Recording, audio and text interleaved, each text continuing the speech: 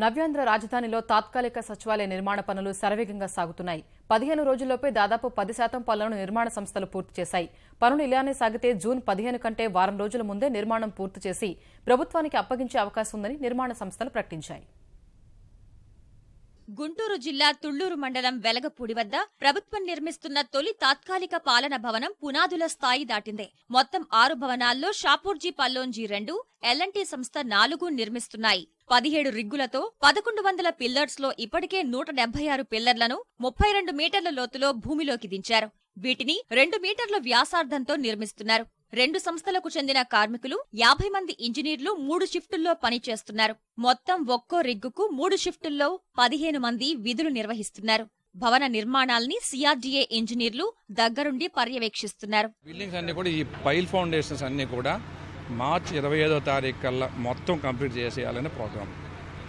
మార్చి 25 తర్వాత next within 1 మంత్లో first slab వేస్తారు. ఆ తర్వాత వితిన్ 20 డేస్లో సెకండ్ స్లాబ్. ఈ ఫస్ట్ స్లాబ్ సెకండ్ స్లాబ్ వేసి మధ్యలోనే సూపర్ స్ట్రక్చర్ మొదలుపెట్టేస్తారు. సో ఎలాగైనా సరే జూన్ 10-15 తారీఖు కల్లా మొత్తం బిల్డింగ్ కంప్లీట్ చేయాలన్న విషయంలో కాంట్రాక్టర్లు కానీ మేము కానీ కొత్త నిశ్చయంతో ఉన్నాం.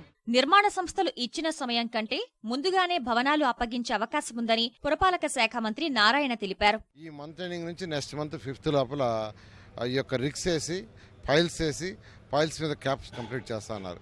ఆ తర్వాత 15 రోజుల్లో ఈచ్ ఫ్లోర్. అయితే ఈ రోజు తీసుకుంటే దాదాపు 5-6 క్యాప్లు కూడా వేసేసారు. అయితే వాళ్ళకి ఒక కండిషన్ పెట్టాం. అండర్ అగ్రిమెంట్లో 6 నెలల్లో అని పెట్టున్నా 4 నెలల్లో పూర్తి చేయాలని చెప్పడం జరిగింది. వాళ్ళు కమిట్మెంట్ ప్రకారం చేస్తున్నారు.